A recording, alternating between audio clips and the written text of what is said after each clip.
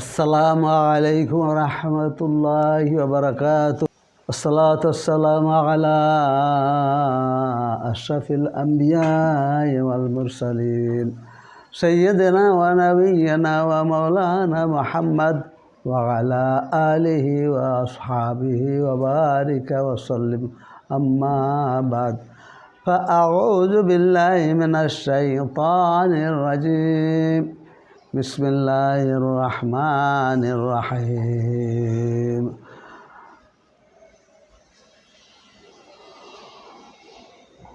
লাকাদ কাফারাল্লাযীনা ক্বালু ইন্নাল্লাহা সালিসু সালাসা ওয়া মা মিন ইলাহিন ইল্লা ইলাহুন ওয়াহিদ ওয়া ইল্লাম আনতাহু আম্মা ইয়াকুলুন লায়ামাসান্নাল্লাযীনা কাফারু মিনহুম আযাবুন আলীম। আল্লাহ সুবহানাহু ওয়া তাআলা ইরশাদ করেন, নিশ্চয়ই তারা কাফের যারা বলে আল্লাহ তিন খোদার একজন, অথচ এক আল্লাহ ছাড়া কোনো উপাস্য নেই। যদি তারা নিজেদের উক্তি থেকে নিবৃত্ত না হয়, তবে তাদের মধ্যে যারা কুফরে অটল থাকবে তাদের উপর যন্ত্রণাদায়ক শাস্তি পতিত হবে। সূরা মায়েদা আয়াত নম্বর ৭৩। তবলিগের মুরব্বী আব্দুল আজিজ সাহেব আমাকে জিজ্ঞাসা করলেন, মানুষের কেউ বলে তিন খোদা, কেউ বলে দুই খোদা, কেউ বলে ঈসা আলাইহিস সালাম নিজেই খোদা, কেউ বলে ঈসা আলাইহিস সালাম আল্লাহর পুত্র। আমি উত্তরে বললাম, এগুলার কোনোটাই সত্য নয়। আল্লাহ সুবহানাহু ওয়া তাআলা কোরআনে পাকের মধ্যে যেটা বলেছেন সেটাই সত্য। আল্লাহ সুবহানাহু ওয়া তাআলা দেখুন, তারা তিন খোদা, দুই খোদা, এক খোদা এবং ঈসা আলাইহিস সালামকে আল্লাহর পুত্র বলে, তাদের বাইবেল থেকেই প্রমাণ দিচ্ছি, অথবা কোরআন থেকে আমি ব্যাখ্যা দিব। মুসা আলাইহিস সালাম তার জাতি বনি ইসরায়েলকে উদ্দেশ্য করে বলবেন, ইয়া বনি ইসরায়েল, hear O Israel, the Lord our God is one Lord. হে বনি ইসরায়েল, তোমরা শোনো, আমাদের খোদা একমাত্র খোদা, আমাদের রব একমাত্র রব। ঈসা আলাইহিস সালাম কেবল মুসা আলাইহিস সালামের বাণীরই পুনরুক্তি করে বললেন, hear O Israel, the Lord our God is one Lord.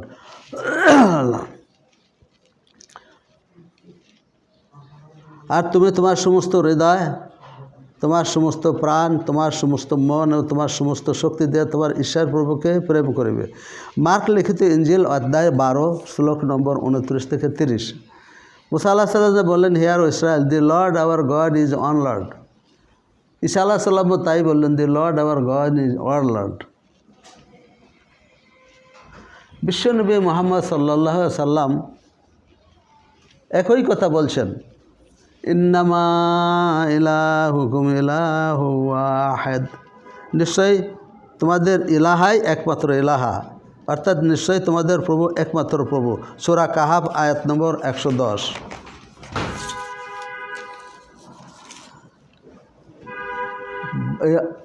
ঈসা আলাইহিস সালাম রাহবার ঈসা আলাইহিস সালামকে জিজ্ঞাসা করলেন, well master, you have said the truth, for there is one God and there is none other but He. There is none other but He. Mark লিখিত ইঞ্জিল chapter 12 verse 32। Authorize King James ভার্সনে বলা যায়, authorize King James version, there is none other but he, for there is one God and there is none other but he. এই কথাটার আরবি অনুবাদ হইল, দেখেন, খ্রিস্টান ইলিয়াস মডার্ন ডিকশনারি আরবি ইংরেজি আরবি অনুবাদে লেখা হয়েছে। দেখেন, এই যে এটা দেখেন তো, লা ইলাহা ইল্লাল্লাহ, there is one God, there is none other but he, there is none other but he, লা ইলাহা ইল্লাল্লাহ, there is none other but হি। এটার আরবি অনুবাদ হয়েছে লা ইলাহা ইল্লাল্লাহ। দেখা যায় না, দেয়ার ইজ নান আদার বাট হি। এর ডিকশনারি, খ্রিস্টানদের বাইবেল থেকে ডিকশনারি থেকে আমি বললাম, এই কথার অনুবাদ ইংরেজি অনুবাদ হয়েছে, আর বাংলা আরবি অনুবাদ হয়েছে লা ইলাহা ইল্লাল্লাহ। বাংলা বাজারে দেখেন পুরানো বইয়ের দোকানগুলোর থেকে একটা ইনজিল শরীফ কিনে দেখবেন ওই ইনজিল শরীফের 123 পৃষ্ঠায় খুলে দেখুন লেখা আছে তিনি ছাড়া আর কোনো খোদা নেই, এই কথাই লেখা আছে। এবার ইলিয়াস মডার্ন ডিকশনারিতে দেখেন যে অনুবাদটা করা হইল সেটা হইল লা ইলাহা ইল্লাল্লাহ। এই কথার আরবি অনুবাদ লা ইলাহা ইল্লাল্লাহ। ইহুদি খ্রিস্টান বন্ধুগণ, আমি তো আপনাদের বাইবেল থেকেই বললাম, লা ইলাহা ইল্লাল্লাহ আপনাদের বাইবেল থেকে প্রমাণ করলাম, আপনারা মানেন না কেন? আল্লাহ এক এবং তিনি ছাড়া আর কোনো উপাস্য নাই। কোরআন শরীফে একই কথা বলেছেন, হুয়াল্লাহুল্লাযী লা ইলাহা ইল্লাহু, হুয়াল্লাহুল্লাযী লা ইলাহা ইল্লাহু, আল্লাহ এক আর তিনি ছাড়া আর কোনো উপাস্য নাই। সূরা বাকারা আয়াত নম্বর 163, সূরা ইমরান আয়াত নম্বর 62, সূরা হাসর আয়াত নম্বর 22 থেকে 23। এই বাক্যকে বলা হয় কালিমায়ে তাইয়্যিবা। যখন কোনো নবী দুনিয়াতে এসেছিলেন এই মৌলিক কালিমা নিয়েই দুনিয়াতে এসেছিলেন। যখন কোনো নবী দুনিয়াতে এসেছিলেন এই মৌলিক কালিমার সাথে ওই নবীর নাম এবং তার উপাধি যুক্ত করা হইতো। যেমন আমাদের আদি পিতা হজরত আদম আলাইহিস সালাম যখন এই কালিমা নিয়ে দুনিয়াতে আসলেন তখন এই কালিমার রূপ ছিল কি লা ইলাহা ইল্লাল্লাহ আদম শাফিউল্লাহ। আদম আমাদের আদি পিতার নাম আর শাফিউল্লাহ তার উপাধি। এই কালিমা যখন নূহ আলাইহিস সালাম এই কালিমা নিয়ে দুনিয়াতে আসলেন তখন এই কালিমার রূপ হলো কি লা ইলাহা ইল্লাল্লাহ নূহ নাবিউল্লাহ। নূহ নবী তার নাম এবং নাবিউল্লাহ তার উপাধি। ইব্রাহিম আলাইহিস সালামের সময় কালিমার রূপ ছিল লা ইলাহা ইল্লাল্লাহ ইব্রাহিম খলিলুল্লাহ। মুসা আলাইহিস সালামের সময় এই কালিমার রূপ ছিল লা ইলাহা ইল্লাল্লাহ মুসা কালিমুল্লাহ। ঈসা আলাইহিস সালামের সময় এই কালিমা ছিল লা ইলাহা ইল্লাল্লাহ ঈসা রূহুল্লাহ। বিশ্বনবী মুহাম্মদ সাল্লাল্লাহু আলাইহি সাল্লাম যখন এই কালিমা নিয়ে দুনিয়াতে আসলেন এই কালিমার রূপ হলো লা ইলাহা ইল্লাল্লাহ মুহাম্মাদুর রাসূলুল্লাহ। অতএব একত্ববাদের ভিত্তিতে মুসা, ঈসা এবং মুহাম্মদ সাল্লাল্লাহু আলাইহি সাল্লাম সহ সকল নবীদের প্রচারিত ধর্মের মূল বিষয়গুলো ও মৌলিক বিশ্বাসের মধ্যে কোনো পার্থক্য নেই। তাদের ধর্ম ছিল এক আর তা হলো ইসলাম। আল্লাহ সুবহানাহু ওয়া তাআলা কোরআনে পাকের মধ্যে বলছেন শারাহা লাকুম মিনাদ-দীন ওয়াসা বিহি নূহ ওয়াল্লাযীনা আওহাইনা ইলাইকা ওয়া মা ওয়াসাইনা বিহি ইব্রাহিম ওয়া মূসা ওয়া ঈসা আন আকিমুদ-দীন ওয়া লা তাতাফাররাকু। আল্লাহ তোমাদের জন্য সেই ধর্মই নির্ধারিত করেছেন নূহকে তিনি যার নির্দেশ দিয়েছিলেন, যা আমি আপনার প্রতি ওহীর মাধ্যমে প্রেরণ করেছি। আর আমি ইব্রাহিম ও মূসা ও ঈসাকে যার নির্দেশ দিয়েছিলাম যে এই ধর্মকে কায়েম রাখো এবং এতে কোনো বিভেদ সৃষ্টি করো না। সূরা শুরা আয়াত নম্বর 13। ঈসা আলাইহিস সালাম বলেছেন, আমি তোমাদেরকে সত্যই বলছি, যদি মুসায়ের উপর অবতরিত গ্রন্থ তাওরাত হতে সত্যকে মুছে ফেলা না হতো আল্লাহ আমাদের পিতৃপুরুষ দাউদ আলাইহিস সালামকে দ্বিতীয় গ্রন্থ জাবুর দান করতেন না। আর যদি দাউদের উপর অবতারিত গ্রন্থ দূষিত করা না হয়ে যেত আল্লাহ ইনজিলের দায়িত্বভার আমার উপর অর্পণ করতেন না। এর কারণ এই যে আমাদের প্রভু আল্লাহ সমস্ত মানব জাতিকে একই বাণী প্রেরণ করেছেন। অতএব আল্লাহর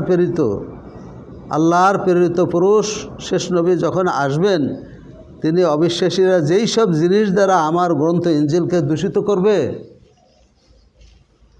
সেই সকল বিদ্রোহিত করতেই আসবেন। বারনাবাস লিখিত ইনজিল চ্যাপ্টার নম্বর 124।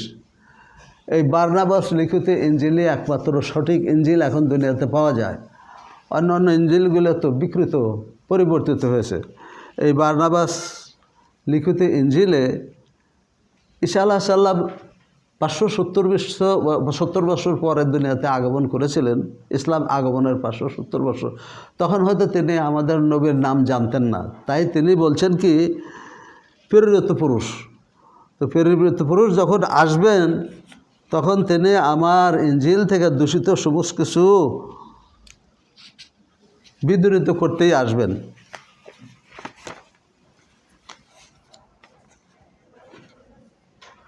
তিনি বলেছেন আল্লাহর প্রেরিত পুরুষ যখন আসবেন তিনি অবিশ্বাসীরা যেই সব জিনিস দ্বারা আমার গ্রন্থ ইনজিলকে দূষিত করবে সেই সকল বিদ্রোহিত করতে আসবেন। বারনাবাস লিখিত ইনজিল অধ্যায় নম্বর 124। ঈসা আলাইহিস সালামের বক্তব্যে বোঝা যায় তিনি জানতেন যে তারপরে আর একজন নবী দুনিয়াতে আগমন করবেন। তিনি আরও জানতেন যে তারপরে অবিশ্বাসীরা তার ইনজিলে নতুন নতুন মতবাদ সন্নিবেশ করবেন, নতুন নতুন মতবাদ সন্নিবেশ করবেন, জুড়ে দিবে। 3 খোদা, 2 খোদা, খোদার পুত্র ইত্যাদি জুড়ে দিয়ে তার দিনকে দূষিত করবে। তিনি আরও জানতেন যে তার উত্তরসূরি প্রিয়ত রসুল মুহাম্মদ সাল্লাল্লাহু সাল্লাম দুনিয়াতে এসে তার ধর্মের সকল মিথ্যা অপবাদ বিদরিত করবেন। কি কি বিদরিত করছেন দেখুন। ট্রিনিটি দূর করেছেন, 3 খোদার মতবাদ। প্রথমে যে আয়াতটি আমি পাঠ করেছিলাম সেটা হয়েছিল লাকাত কাফারাল্লাযীনা ক্বালু ইন্নাল্লাহা সালিসু সালাসা আমা মিন ইলাহিন ইল্লা ইলাহুন ওয়াহিদ ওয়া ইল্লাম ইয়ান্তাহু আম্মা ইয়াকুলুনা লায়াতামাসান্নাল্লাযীনা কাফারু মিনহুম আযাবুন আযীম। নিশ্চয়ই তারা কাফের যারা বলে আল্লাহ 3 খোদার একজন, অথচ এক উপাস্য ছাড়া আর কোনো উপাস্য নেই। আমা মিন ইলাহিন ইল্লা ইলাহু ওয়াহিদ। যদি তারা নিজেদের উক্তি থেকে নিবৃত্ত না হয় তবে তাদের মধ্যে যারা কুফুরে অটল থাকবে তাদের উপর যন্ত্রণাদায়ক শাস্তি পতিত হবে। সূরা মায়েদা আয়াত নম্বর 73। তিনি আরও বলেছেন, আল্লাহ সুবহানাহু ওয়া তাআলা বলেছেন, ইয়া আহলিল কিতাব লা তাগলু ফি দীনিকুম, হে ইহুদি খ্রিস্টানগণ তোমরা নিজেদের ধর্মের সীমা লঙ্ঘন করো না।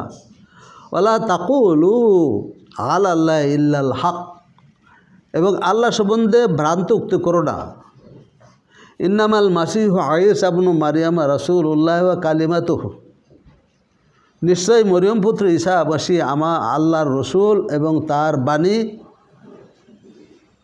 আলকাহা ইলা মারইয়াম ওয়া রূহুম মিনহু, যা তিনি প্রেরণ করেছেন মরিয়মের নিকট এবং রূহ তারই কাছ থেকে আগত। ফা আমানু বিল্লাহি ওয়া রাসূলিহি, অতএব তোমরা আল্লাহকে ও তার রাসূলকে মান্য করো। ওয়ালা তাকুলু সালাসা ইনতাহু খায়রুল লাকুম, আর 3 খোদা বলো না, ক্ষান্ত হও, এটি তোমাদের জন্য উত্তম হবে। ইন্নামাল্লাহু ইলাহু ওয়াহিদ, প্রকৃত প্রভু তো এক আল্লাহ। সুবহানাহু আইয়াকুনা লাহু ওয়ালাদ, তার সন্তান হওয়া থেকে তিনি পবিত্র। সূরা নিসা আয়াত নম্বর 171। আল্লাহ সুবহানাহু ওয়া তাআলা যুক্তি দিচ্ছেন, তিনি বলছেন কি, আন্না ইয়াকুলুনা লাহু ওয়ালাদু ওয়ালাম তাকুল লাহু সাহিব, আল্লাহ পাকের সন্তান হবে কী করে যখন তার জীবন সঙ্গিনী কেউ নেই। সূরা আনআম আয়াত নম্বর 1। আল্লাহ পাকের সন্তান হবে কী করে? আল্লাহ সুবহানাহু ওয়া তাআলা যুক্তি দেখাইছেন, তার সন্তান হবে কী করে, তার তো স্ত্রী নাই, তার সঙ্গিনী নাই। আর এক আয়াতে আল্লাহ সুবহানাহু ওয়া তাআলা বলছেন, লাউ কানা ফীহিমা আলিহাতুন ইল্লাল্লাহু লাফাসাদাতা ফাসুবহানাল্লাহি রাব্বিল আরশি আম্মা ইয়াসিফুন। যদি নবমণ্ডল এবং ভূমণ্ডলে আল্লাহ ব্যতীত অন্যান্য উপাস্য থাকতো তবে উভয় ধ্বংস হয়ে যেত। অতএব তারা যা বলে তা থেকে আরশের অধিপতি আল্লাহ পবিত্র। সূরা আম্বিয়া আয়াত নম্বর 22।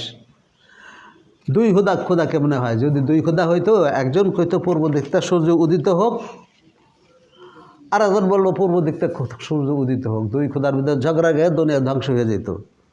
তা আল্লাহ বলে দিছেন, যদি নবমণ্ডল এবং ভূমণ্ডলে আল্লাহ ব্যতীত অন্যান্য উপাস্য থাকতো তবে উভয় ধ্বংস হয়ে যেত।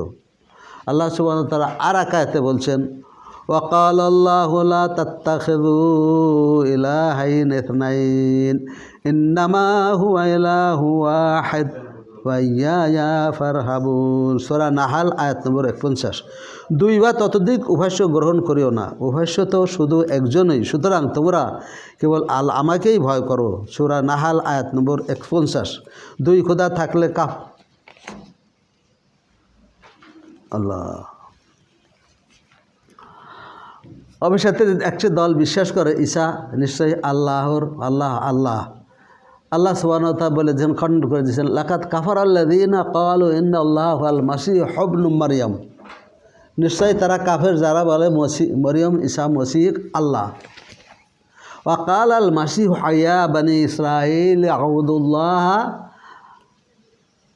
রব্বি ওয়া রব্বাকুম। অথচ মসিহ বলেছিলেন, হে বনী ইসরায়েল, তোমরা আল্লাহর ইবাদত করো, যিনি আমার প্রতিপালক এবং তোমাদের প্রতিপালক। ইন্নাহু মান ইউশরিক বিল্লাহি ফাকাদ হারামাল্লাহু আলাইহিল জান্নাহ ওয়া মাওয়াহুন নার। নিশ্চয়ই যে ব্যক্তি আল্লাহর সাথে শরিক করে, আল্লাহ তার জন্য জান্নাতকে হারাম করে দেন এবং তার বাসস্থান হয় জাহান্নাম। ওয়া মা লিয-যালিমিনা মিন আনসার। আর জালিমদের জন্য কোনো সাহায্যকারী নেই। সূরা মায়েদা আয়াত নম্বর 72।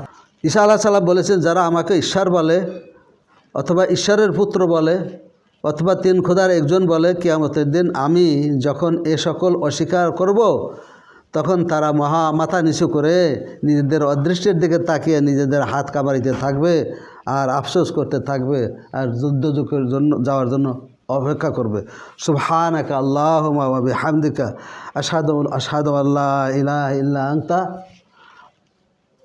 আস্তাগফিরুকা ওয়া আতুবু ইলাইক।